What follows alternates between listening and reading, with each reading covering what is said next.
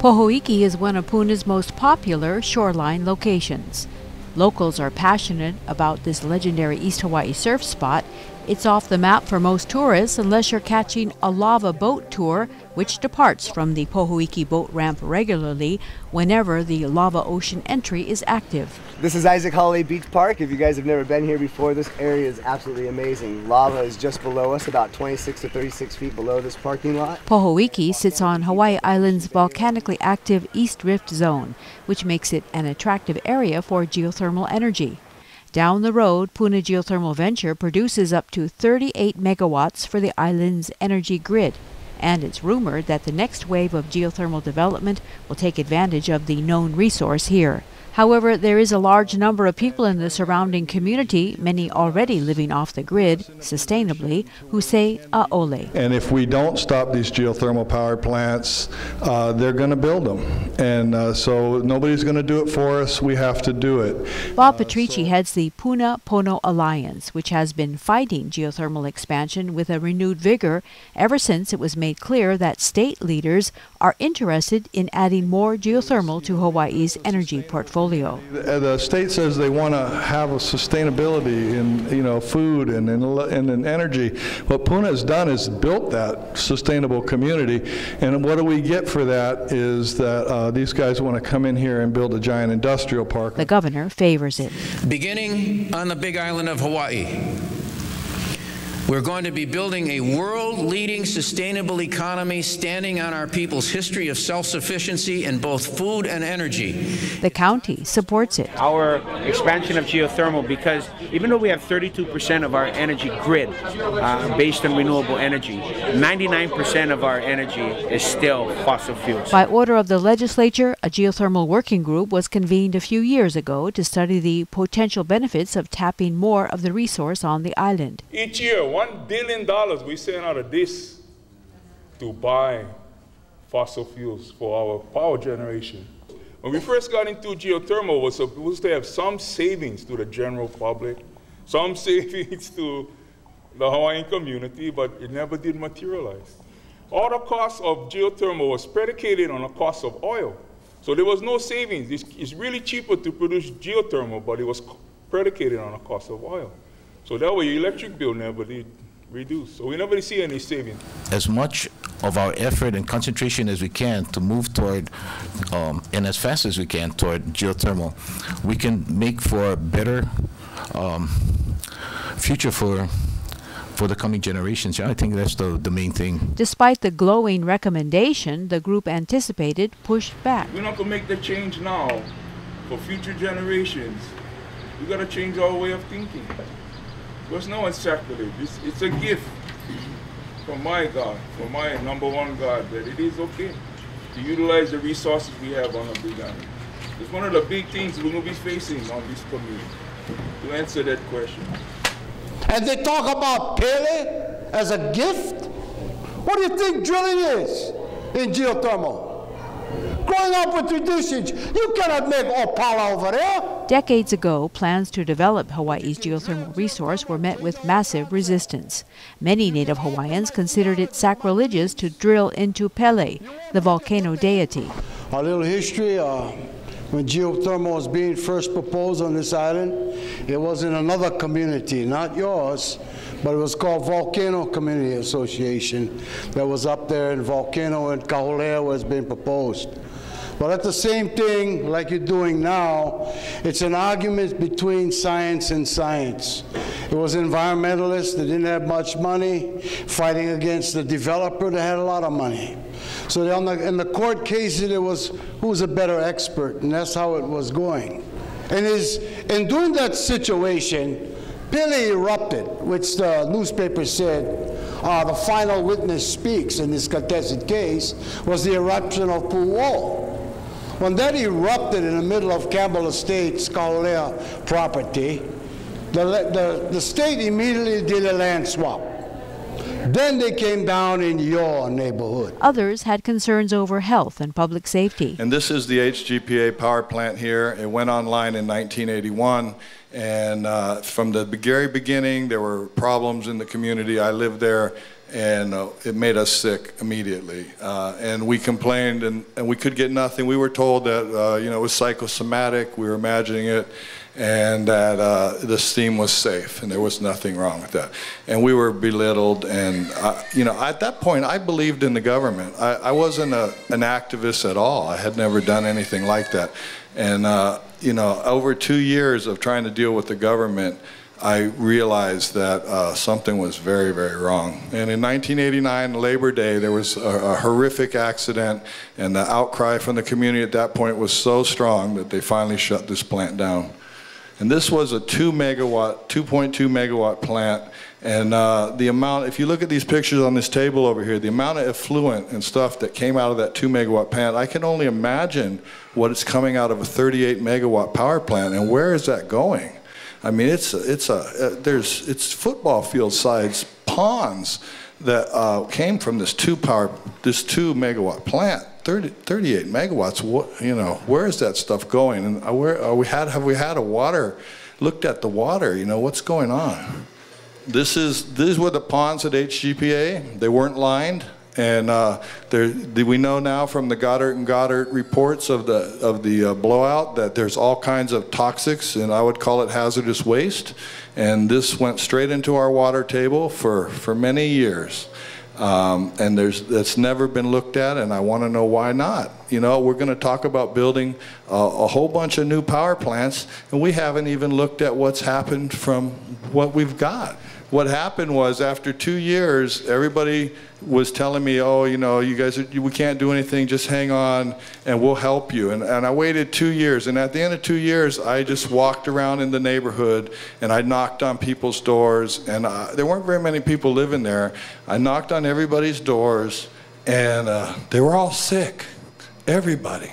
And they wrote letters, and I took those letters to the state. And they wouldn't do anything. So I took them to the newspaper, and the newspaper published the letters, and that's when people started talking about it. But it wasn't, the people in the county government and the state government absolutely would not help us. Outside Puna, however, a different story has taken shape. In December 2008, Puna Geothermal Venture celebrated 15 years of producing renewable geothermal electricity on the Big Island with fanfare.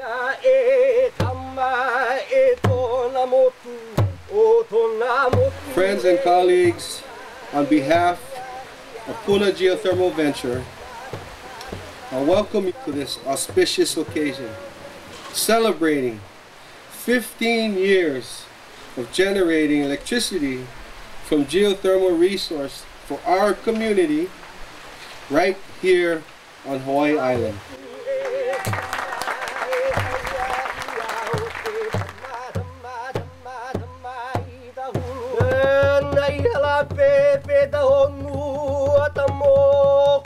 It's also impressive that this single power plant provides nearly 20% of Hawaii Island's electricity without exhaust or emission, without burning a drop of fossil fuel, and without relying on the geopolitics of nations halfway around the world. I would like to take a moment to acknowledge the vision of the Lyman family, owners of this land, who have been excited about the potential of this natural energy resource for many years. So on behalf of all of us and the County of Hawaii, mahalo to all of you who've made this vision possible. The final report of the Geothermal Working Group opened the discussion for expansion, which now included possible developers like the Innovations Development Group. Let us be very open about the fact that IDG is a business. We're entrepreneurs. We happen to be Hawaiians first, and the difference is that the bottom line for most businesses, which is money, I mean, you got to make money to continue on your business, that's only one of our goals. We're Hawaiians first, and our goal is to partner with our community to share in that revenue. A company promoting a native-to-native model with attorney Mililani Trask one of the prominent protesters against geothermal years ago. I was the attorney that walked in the front of the march with Anti-Pele Noa and those who were arrested. I met with the police first and I bailed them out, held their purses, and bailed them out of jail. My legal memorandums were provided to Tom Lubin, Euclid Aluli, Melody McKenzie when the cases first moved. In 1988, 8 Hawaiian women, myself included, we began to learn the Pele practice from Antipua. We are called Kalai Makavalu. We are traditional practice. Antipua taught us for 5 years. Today, we practice not only in the forests, but we also practice in the legislature and anywhere else where our resources are taken. The problem that we have and the problem that we saw there is a problem that is historic. Geothermal resources belong to the Hawaiian people and the public. They're a public trust energy asset. And the law requires that the state and its subdivisions must ensure that these are developed in a way that brings a primary benefit to the community. Our model for development, and I'm proud to stand with the IDG, is one that is honored by the United Nations. If you wish to see what Maoris believe about our work with them, go on the website. We now are running the interviews of all of the Maori kupuna, and we are bringing them here to meet with our people. IDG was reportedly eyeing the Kealoha estate down at Pohoiki for their potential project. Will Ormat and Helco sit down with Senator Solomon on the first 30 megawatts and bring the price down for us?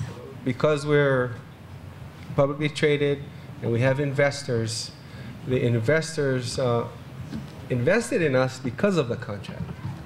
So that one there, we can talk about it, but we cannot, that's for our corporate management to really give a better answer, really. I'll take that as a no. For the 25 megawatt contract. We did ask, not just PGV, we asked all of the independent power producers that are being paid avoided costs, renewable energy power producers. Would you be open to renegotiate?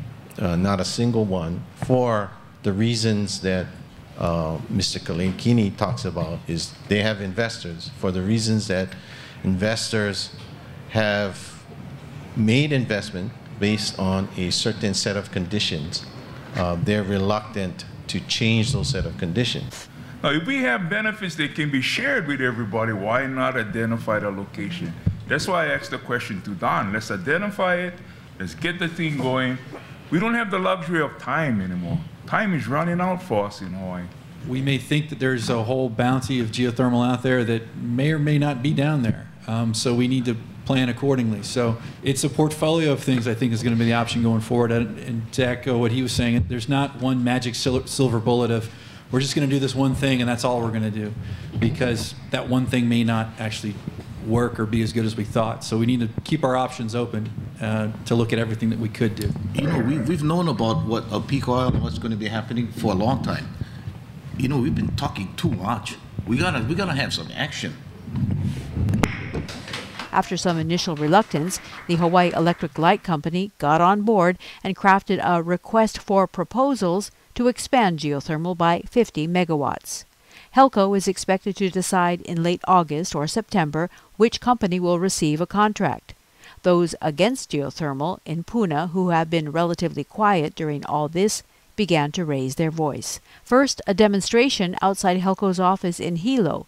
Occupy Hilo was joined by the Pele Defense Fund. We've been around against geothermal ever since it was proposed on the Big Island. And we still feel the same thing. They have never answered the questions or the concerns of what the impacts were. All the way to the whole, to me, the most important for Hawaiian is how it's sacrilegious toward our beliefs and how government can allow to alter the theologies of religion. I'm a veteran, I fought for all religions, and I expect mine to be treated the same with some respect, or at least do a study to show that geothermal is not an impact in the theology of beliefs. Until they do that, I'm against it. And nobody over here is out for destroying Puna. Days later, the mayor was bombarded during a talk story in Pahoa. Shame on you. She is not for sale. You can say all you like about Iceland, but I read that report that your mayor's committee just put out. It's not working in Iceland. At times, things got out of hand. Anybody believe anybody here out for destroy Puna? If it's for profit, yes. If it's for profit, yes. That's first. But you guys, hey, I understand people's concern. But you know, for have you sit there yell at me about destroying Puna, when my middle name is Puna Hala Ikahala, born and raised here, I go back generations here. I'm not here for argument. That kind of accusation, I don't even give credibility to that we're here to destroy Puna, because our kuleana and responsibility is to malama Puna. Since I said it, and everybody here, we're trying to take care of Puna, okay? Wait, hold on one second. Hey, you can continue all you like, but let me finish. Brother, I'm not going nowhere. I said I'm going to stay here. You don't interrupt. Okay, my brother? They put how many holes? Every time they drill in a geological fault zone, that liquid will go to the lava and will come out looking like Bob. Then a huge public hearing at the Hawaii County Council held in Pahoa. Hundreds attended. We hear a lot from geothermal groups these days, and that's fine. We can have geothermal groups, but we should all be clear that they are profit-driven, and they are not necessarily have all of our best interests in heart. When it comes to public policy and what the future of our energy should be, we should be forming and listening to renewable energy groups which fairly evaluate geothermal and all the other options that are in front of us. If we had such a group, we would find that we need to remove obstacles to more solar and more efficiency installations. These obstacles are mostly administrative, not technical. It was a public relations nightmare for Puna Geothermal Venture. You have heard that the EPA says that the nearest community should be maybe 10 miles from the plant, not 2,000 feet. I have heard the allegation that workers from PGV have to sign a secrecy agreement when going to work there. Certainly the production methods are straightforward. Steam turns turbines that produce electricity, not proprietary information. If problems and pollution releases are happening and not being reported, maybe this should be looked into. Why secrecy? Good thing to look into. What about the non-existent or poorly thought out emergency response plan? Is it adequate? Will it protect the community? What about monitoring? You now know the true nature of the gas that comes from geothermal and all the heavy metals and pollutants that are in them. What about the questions of reinjection? Anyone who lives here knows that the ground under us is like a Swiss cheese. Where is the reinjection going and coming up? This is the most active volcano on the face of the earth. What happens in Lower Puna when Pele takes it all? I, as a citizen of this state, and I, as a human being, resent that site. Because how would you feel if some jerk came up to you, put a pistol to your head, cocked it, and said, you know something, I just might pull the trigger? It is not a question at this site when, if we're going to have another blowout, it's just when and how damn bad. Testifiers detailed the horror of the blowout in 1991. All my neighbors at Seaview were sick because the wind blows the gases, and then the gases are heavy. The H2S is heavy and it drops. I remember the blowout, and I was 5, and it was horrifying. It was scary, and I don't want the children that are there now to have to live through that, or their families. When you see parents that can't help their children when they're sick, it's really scary, and I give props to everyone that lived through it and did their best to keep all of us safe. And after a long list of incidents curated by nearby resident Patrici, these are actual civil defense declared emergencies at the PGV plant. There were 18 on this list, and this is not a complete list. This study was finished in 1999, and I have no idea what's happened between 1999 and now. The community was claiming that they had suffered health complications. I have a lot of issues. I won't bring them up now. They're personal, but I think the parents here should look into it. This is what goes into our air. We were promised that this would be a closed system plant.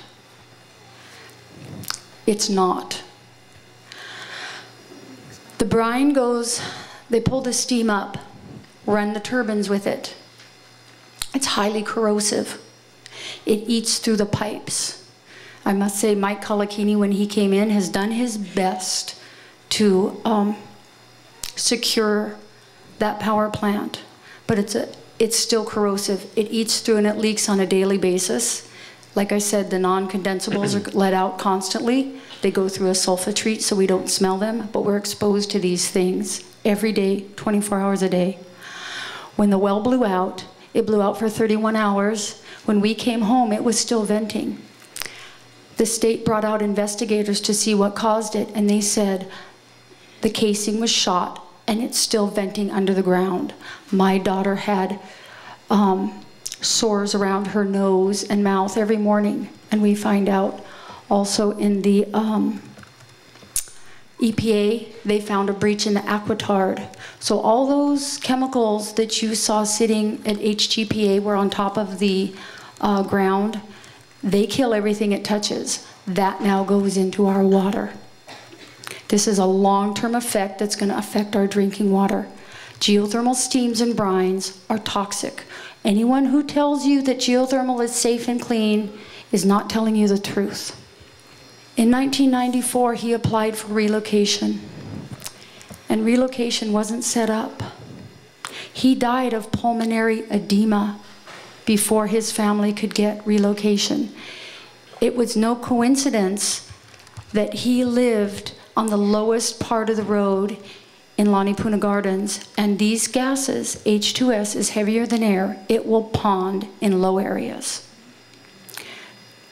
PGV has already killed at least one person. The people demanded better monitoring and an independent health study be conducted. When lightning struck PVG in November 2011, the facility vented hydrogen sulfide gas. This video by Hawaii 24/7 gave a glimpse of what it's like for residents in the area when such an incident occurs. I talked to the people from Puna geothermal. Yeah, and they were kind of like saying, "Oh, no problem." Did you talk to the fire guys? No. No. I talked to one of them, and I said, "Would you keep an eye on these guys because they're private business?" Oh yeah. And as a private business, they're not going to tell anybody the truth unless they have to. Yeah. And the fire guy said, "Yeah, he'll keep an eye on." It is when they're what the fire captain told me is the geothermal guy, Puna geothermal. I don't know who the spokesman he talked to. He said that with their meter, they read 62 parts per billion. Over here, which is still in the safe zone. And so our meter reads in parts per million only. Yeah. So what it is it's slightly less sensitive than theirs, but parts per million is okay for emergency response, because when this goes up to 10 parts per million, that's when we start getting. And what is it now?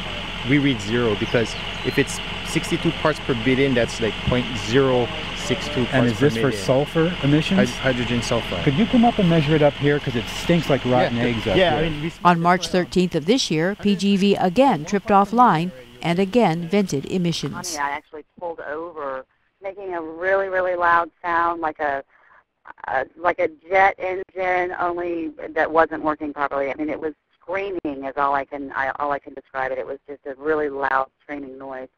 The plume was billowing overhead. I snapped a few pictures, and then because there's not really a lot of information available to the public, like easy access information, I didn't know who to call. It did indicate that they had two readings, one of a 1 part per million and one of a 3 part per million, at least on Pohiki Road in the subdivision.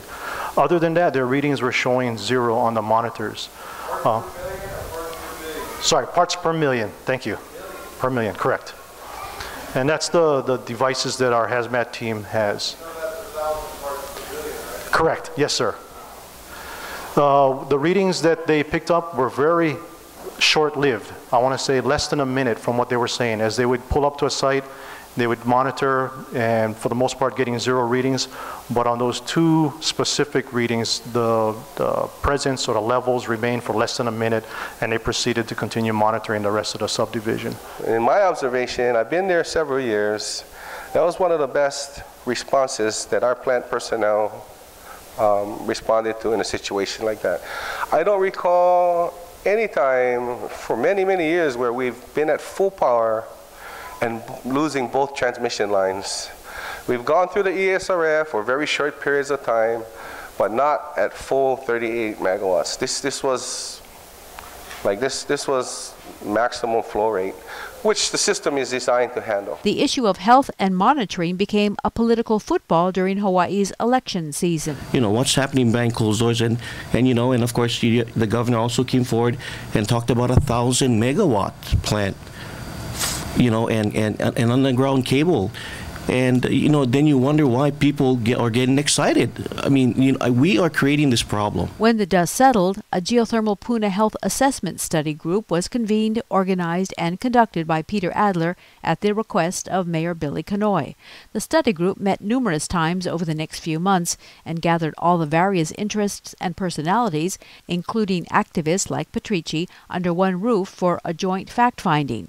A few weeks ago, a 118-page draft document was released.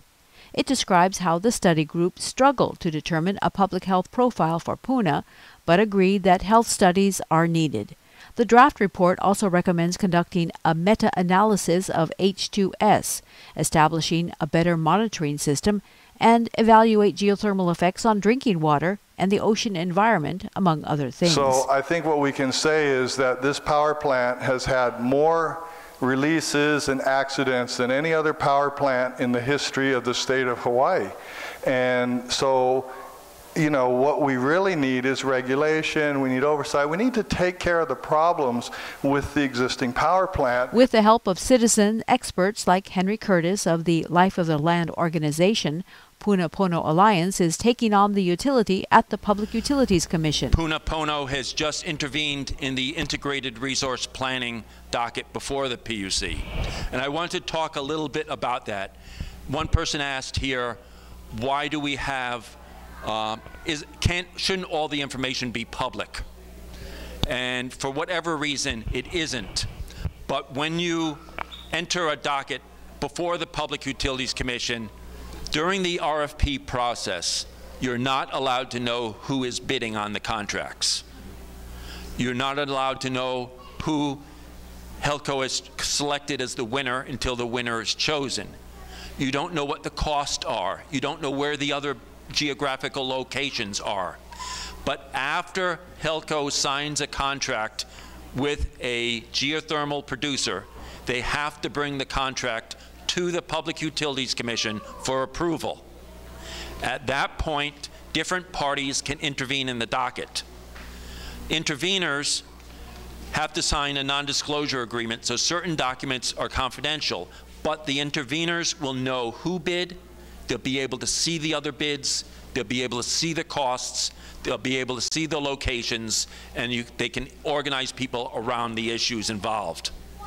So the integrated resource planning and the geothermal dockets before the PUC are really key. They're really powerful.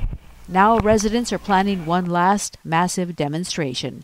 The group says it will march on Helco, start this weekend at 10 a.m. on Saturday, August 17th, in front of Pahoa High School. We need to march on Helco. We're going to have a parade on the 17th through Pahoa, where we're going to start out towards Helco. Some people we're going to march with signs.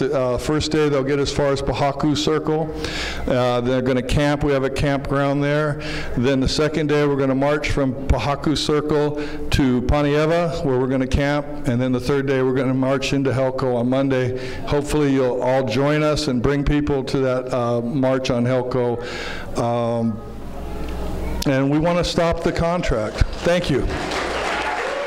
On the last day of the march, demonstrators plan to present the petition to Jay Ignacio, the president of Helco. A last-ditch effort